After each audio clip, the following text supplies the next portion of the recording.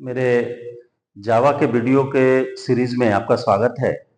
मैं आज के इस वीडियो में आपको बताऊंगा कि किस तरीके से AWT के लिए कंपोनेंट और यानी कि सिंपली हम कहें तो कंटेनर और कंपोनेंट को कैसे यूज करेंगे या इसका क्या सीक्वेंस होता है। तो देखिए, एक बात इस बीच में आती है कि AWT आखिर यूज क्यों करें। तो अभी तक जो हमने इंटरफेस बताया आपको, थोड़ा सा पार्ट मेरा ऑलरेडी आपको प्लेलिस्ट में मिल जाएगा एप्लेट का। तो उस एप्लेट में मैंने बेसिक एप्लेट्स के बारे में सिर्फ बताया है,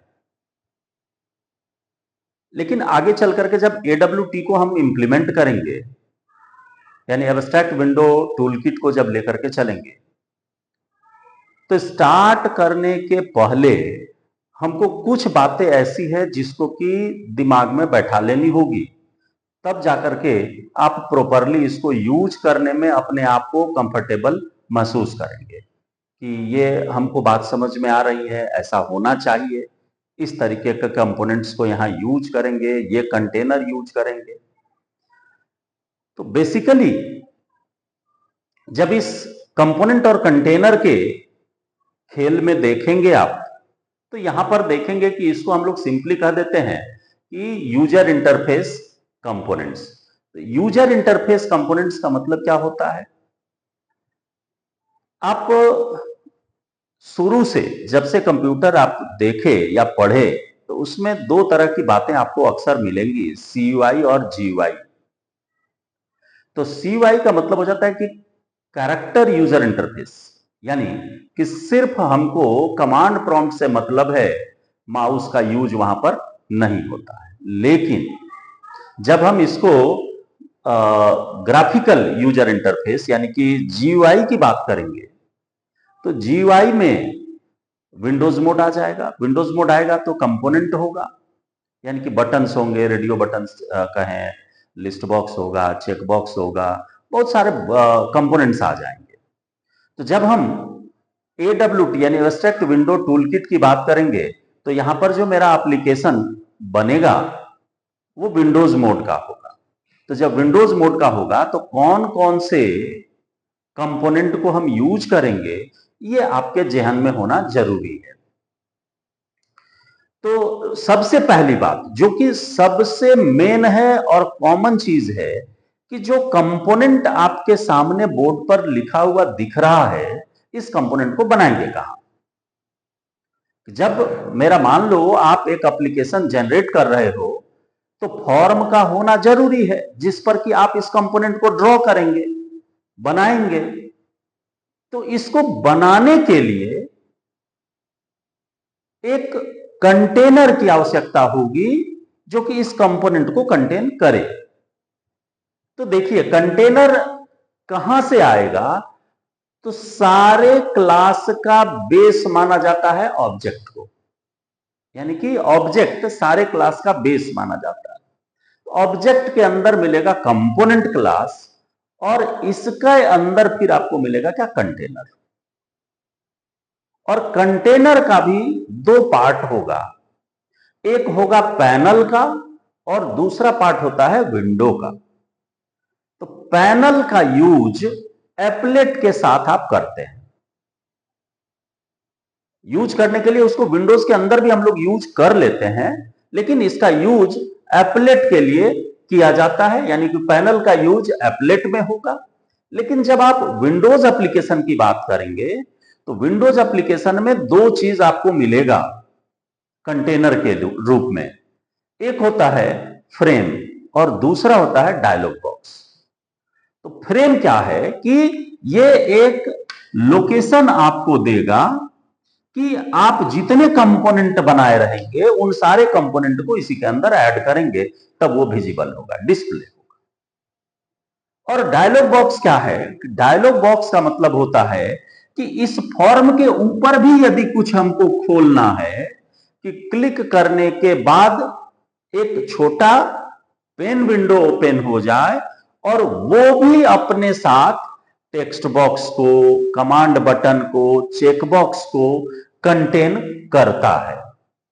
जैसे आप सेव करते हैं फाइल को वर्ड में भी, तो देखते हैं कि सेव एज का डायलॉग बॉक्स फर्स्ट टाइम खुलता है, उसमें बहुत सारा ऑप्शंस होता है, तो वो भी एक डायलॉग बॉक्स है।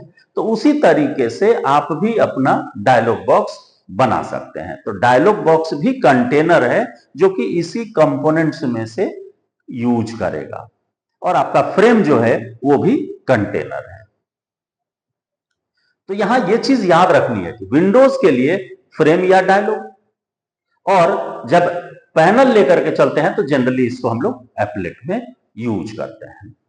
वो आगे चल करके मैं ये भी क्लियर कर दूंगा कि क्यों पैनल को एप्लेट में यूज करते हैं।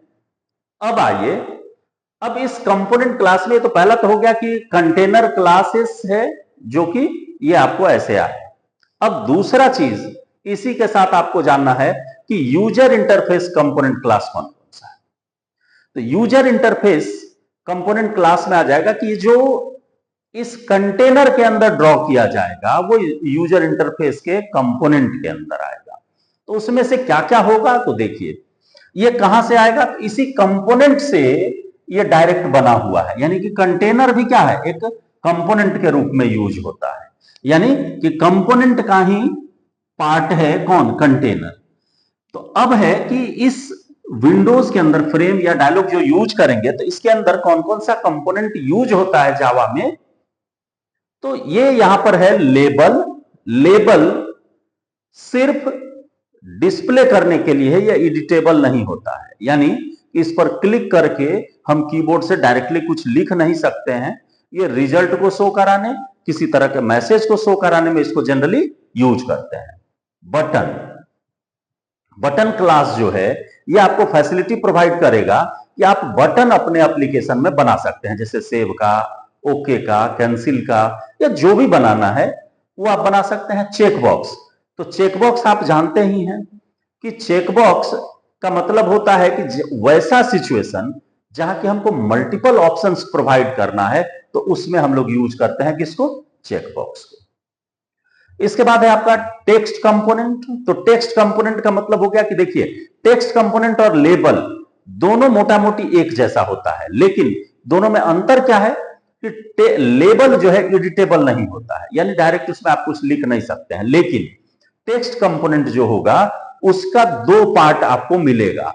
ये दो पार्ट क्या है कि एक में सिंगल लाइन आपको टेक्स्ट लिखने की फैसिलिटी मिलती है, और एक में है कि मल्टीपल लाइंस आप लिख सकते हैं। तो इसके लिए यूज किया जाता है टेक्स्ट एरिया। टेक्स्ट एरिया जैसे एड्रेस लिखना है तो उस समय टेक्स्ट बॉक्स से आपका काम नहीं चलेगा, तो वहां पर आपको यूज करना पड़ेगा किसको, टेक्स्ट एरिया को, ताकि हम लंबा भी लिख सकें। और इसके बाद है आपका टेक्स्ट फील्ड है। एक लाइन यदि लिखना है, जैसे नेम लेना है, रोल इनपुट लेना है, तो उस केस में हम इस टेक्स्ट फील्ड को यूज करेंगे। इसके अलावा आपका चॉइस है, लिस्ट है और स्क्रॉल बार है। ये सारे कंपोनेंट में आएंगे, और जब ये कंपोनेंट है तो आपको देखिए लास्ट में क्लासेस मेंशन्ड है। तो इसका मतलब है कि ये क्लास है, और ये क्लास कैसा है, तो एब्स्ट्रैक्ट टाइप का आपको मिल जाएगा। अब इस क्लास के अंदर जब हम जाएंगे एक एक करके, तो आपको बहुत सारा इसका कंस्ट्रक्टर, इससे रिलेटेड मेथड्स मिलेंगे, और इसी मेथड और कंस्ट्रक्टर का यूज करके इसको हम कंस्ट्रक्ट करेंगे, बनाएंगे, और हम मेथड का यूज करके उसके प्रॉपर्टी को सेट करना, उसके प्रॉपर्टी को गेट करना, ये सारी फैसिलिटीज आपको इसी के अंदर मिल जाएगी मेथड के थ्रू। तो अभी इस कंपोनेंट को कैसे यूज करेंगे, ये सारी चीज आपको अगली वीडियो में मैं AWT के साथ कैसे इंटरेक्ट होना है वो मैं बताऊंगा। तो इस वीडियो में बस इतना ही, अगली वीडियो में इसके क्लास के साथ मिलूंगा। धन्यवाद।